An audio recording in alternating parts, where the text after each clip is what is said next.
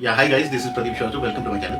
See, I've been posting videos on the Japan culture, and I've posted already a couple of videos, and most of the videos are talking about good health, longevity, how to take care of yourself when you're past 50 or 60, and they are very interesting because Japan focuses on few things like health, longevity of the people, and well-being. So I'm going to talk about.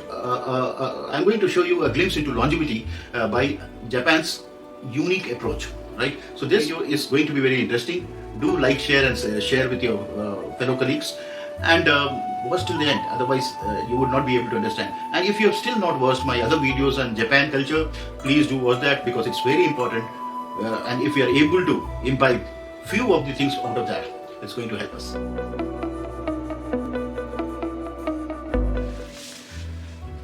See, as we all know, Japan is renowned for having one of the highest life expectancies, right? In fact, most of the peoples are living beyond 80s and 90s there, and there is a particular island called Okinawa where you find a maximum number of the maximum population where they have crossed 100 years, right? And in fact, I have already recommended and suggested most of you in my the other videos that you should watch a documentary called Blue Zones, which is covering Japan, and it's very interesting and it's very enriching.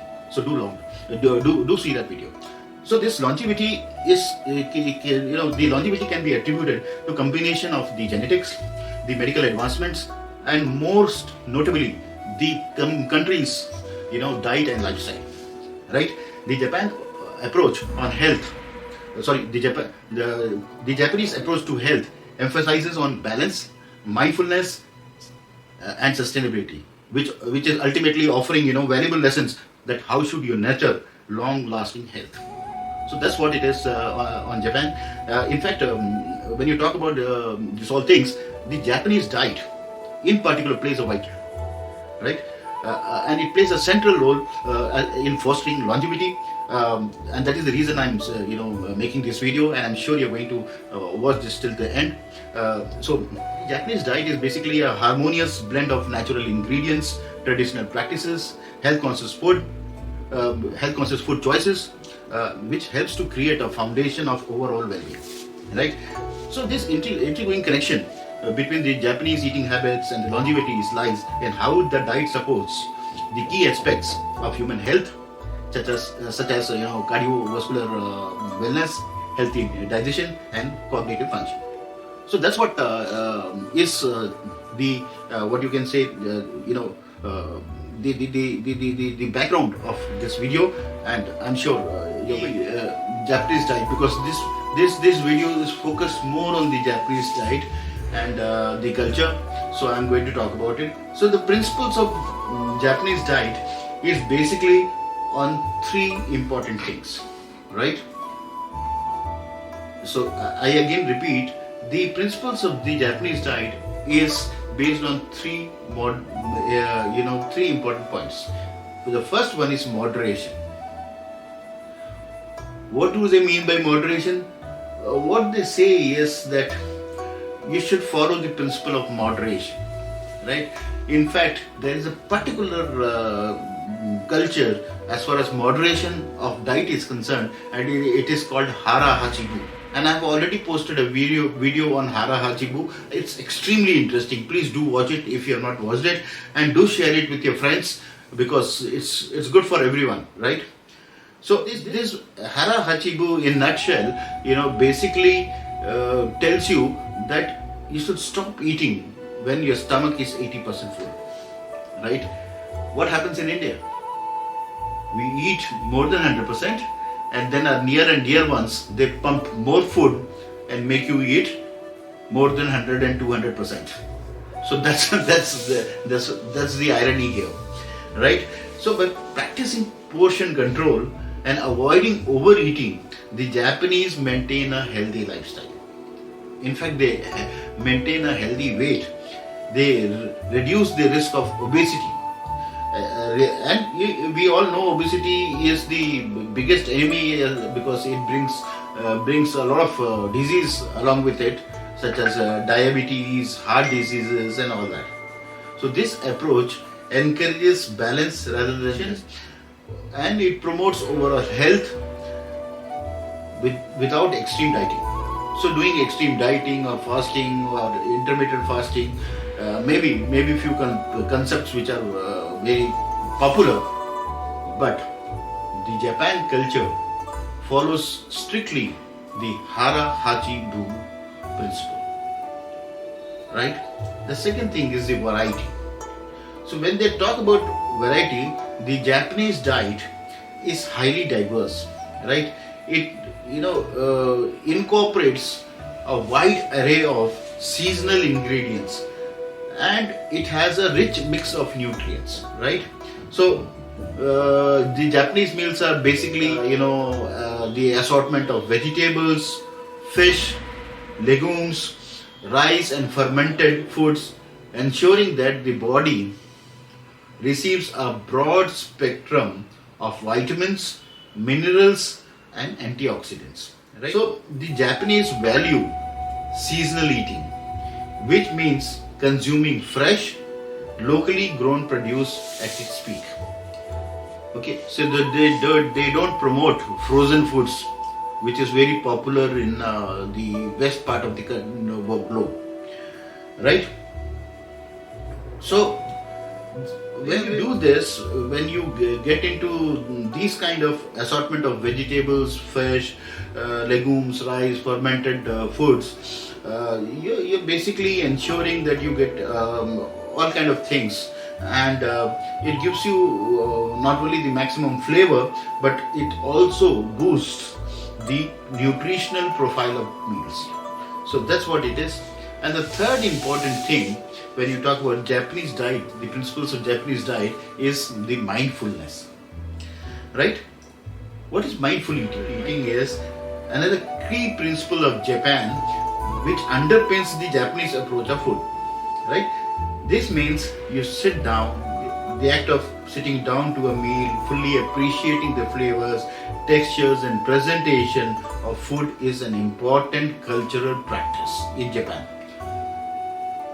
You remember in India in the ancient years, we used to sit down on the ground, have our food, appreciate it, have it bite to bite, and we were in no hurry. We were not distracted with mobile phones or TV or any other thing.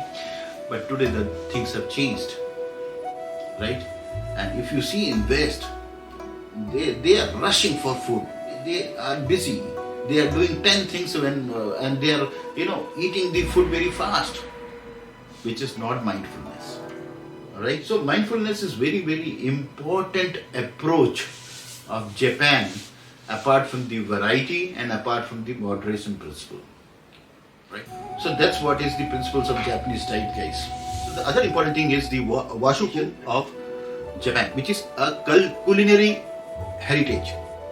Right? So washuku is a term used in Japan and which has been by UNESCO as an intangible cultural heritage. So let me tell you again, washuku, which has been recognized by UNESCO as an intangible cultural heritage, which refers to a traditional Japanese cuisine that emphasizes on natural seasonal ingredients and balanced flavors. Right? So in fact, if you want to explore this, you would find a lot of videos on washuku or a lot of books on washuku, and I would encourage you to probably see those or read those. So it is a culinary practice that promotes harmony between the environment, the food and the health. Again, three things: environment, food and health. Right? So the key aspect of washuku includes, the first one is natural and minimally processed foods. So Japan is very, very clear that most of the foods should be minimally processed. Washuku is rooted to the use of whole, minimally processed foods which retain their nutritional value and promote the gut health. Right? And we all know gut is the key for good health. Right? If your gut is good, your gut health is good, most of the diseases are going to be far away from you. Right? Meals in this are typically rice, soup, pickled vegetables, protein. Most of the times it is fish, and it is with an emphasis on fermented foods like miso, pickles, soya sauce, which supports healthy gut flora and aid in digestion. So this is one part of the washuku. The second part is the cultural significance. Beyond just nutrition, washuku is a celebration of cultural heritage. Right? The aesthetics of the meal, the way the food is prepared, it is presented, that reflects the Japanese values of appreciating beauty in everyday life. It's not the food, just pick up and eat and go. Right? It is a proper way it is presented and prepared. Right? The food is not only to nourish. Sorry, the food is meant to nourish not only the body but also the soul. Right? Creating a sense of calm, well-being through the act of eating. So that's what is the cultural significance. And the third important point in Wasuku is fermented foods. Fermented foods, seaweed and fish. So the central to Wasuku are fermented foods like miso and natto, seaweed such as nori, kumbu and wakame, and fish which provides a rich source of probiotic omega-3 fatty acids and essential minerals. Right? These ingredients contribute to cardiovascular health, immune function and healthy microbiome, all of which support longevity. So that's what is Wasuku, guys. Read this, do research it. It will help you. In Japan, the role of vegetables and whole grain play a very important role. Right? They are the foundation of most meals. They provide a wide range of nutrients to support long-term health. Right? The first one is vegetables. So the Japanese cuisine would include a large variety of vegetables. Many of them are consumed raw or lightly pickled or steamed. So this is how it is generally used. It is not cooked with a lot of spice and masala as we eat in India or in the Asian countries. Right? These vegetables are packed with antioxidants, vitamins and minerals that help reduce inflammation, fight oxidative stress and protect against chronic diseases. Right? So common vegetables include leafy greens, root vegetables like sweet potatoes, daikon radish and mushrooms. Right? So then comes the whole grain. Whole grain, the brown rice and barley are staples. They are staple diets in Japanese diet, and they provide a steady source of energy because they have a high fiber content. Right? So whole grains are important for maintaining digestive health, regulating blood sugar levels, promoting heart health. Right? They also provide essential vitamins and minerals such as magnesium and B vitamins, which are crucial for overall well-being. And the third important point is the seasonal produce. So in Japan, they play a very important special emphasis on eating seasonal foods, which means that the type of vegetables and grains that are consumed vary throughout the year. Similarly, in India, at every season there are different vegetables and different fruits, and I think that's one of the best thing to have the seasonal fruit and seasonal vegetable part of your diet. So I don't know how many of us follow this. So the seasonal approach not only supports the balanced diet, but also ensures the individual to get the freshest, most nutrient dense foods available at any given time. Right? So that's how it is.